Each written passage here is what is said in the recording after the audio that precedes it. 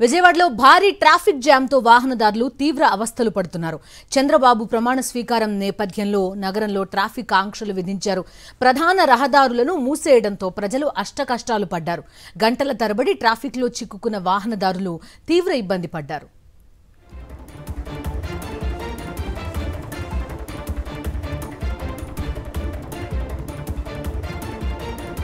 విజయవాడలో traffic diversions ప్రస్తుతం మనం చూస్తున్నాం. అటు చెన్నై వెళ్లే రహదారితో పాటు ఇటు ఆంధ్రప్రదేశ్ ఇంటీరియర్ కి వెళ్లే జిల్లాలకు వెళ్లే రహదారులన్నీ కూడా మూసివేసిన నేపథ్యంలో భారీగా ట్రాఫిక్ జామ్ కనిపించింది.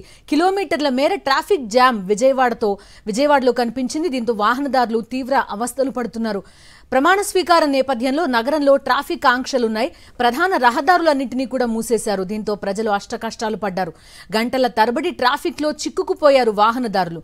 కిలోమీటర్ల మేర ట్రాఫిక్ కనిపించింది. దీంతో వాహనదారులు తీవ్ర ఇబ్బంది పడ్డారు.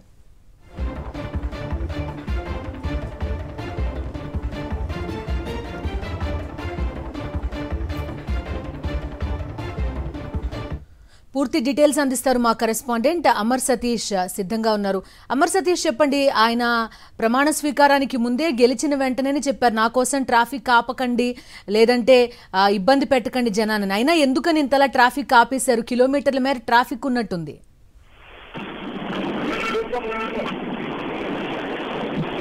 విజయవాడ వ్యాప్తంగా కూడా చంద్రబాబు ప్రమాణ స్వీకారానికి సంబంధించి అనుకున్న వ్యక్తుల కంటే ఎక్కువ మంది జన సమీకరణ చేయడంతో పెద్ద ఎత్తున ట్రాఫిక్ కు సంబంధించినటువంటి సమస్యలు తలెత్తాయి. నగర వ్యాప్తంగా ఉన్నటువంటి అన్ని ప్రాంతాల్లో కూడా వీవీఐపీలు వస్తున్నటువంటి నేపథ్యంలో దానికి సంబంధించినటువంటి బారికేడింగ్ సిస్టమ్ ని ఏర్పాటు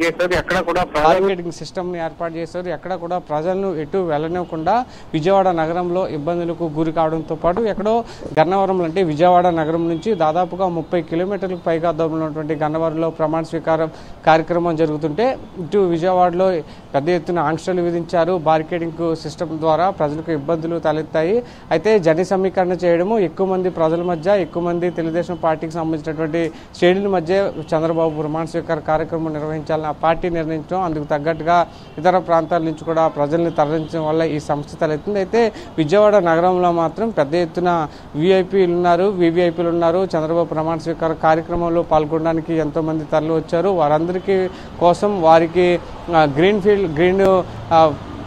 మంచి రహదారులు ఏర్పాటు చేశారు. ఎలాంటి ఇబ్బందులు తలెత్తకుండా, ఎలాంటి ట్రాఫిక్ సమస్యలు తలెత్తకుండా ఏర్పాటు చేశారు తప్ప ప్రజలకు సంబంధించి ఏ విధమైనటువంటి అసౌకర్యం కలగకుండా పోలీసులు చర్యలు తీసుకోలేదు. ప్రధానంగా విజయవాడ బందర్ రోడ్డును పూర్తిగా క్లోజ్ చేసి అటు సికామండి సెంటర్ కావచ్చు, అటు వారధి నుంచి వచ్చేటువంటి వాహనాలు కావచ్చు, ఇటు బెంచ్ సర్కిల్లోంచి కలిసేటువంటి వాహనాలు, ఏ విధమైనటువంటి వాహనాలు కూడా విజయవాడ నగరంలో తిరగనివ్వకుండా ఉండడంతో ఒక ఇంత గందరగోళ పరిస్థితి ఏర్పడింది. దీనికి సంబంధించి ఏ విధమైనటువంటి రూట్ మ్యాప్ కూడా పోలీసులు ఇవ్వకపోవడంతో పాటు దారి మళ్లింపులకు సంబంధించినటువంటి స్పష్టమైన క్లియరెన్స్ ఇవ్వకపోవడంతో అనేక సమస్యలు అయితే తలెత్తిన పరిస్థితి అవుతుంది. ఏమైనా కూడా కొత్తగా ప్రమాణ స్వీకారం చేసిన రోజే విజయవాడ నగరంలో అనేక సమస్యలు తలెత్తాయి.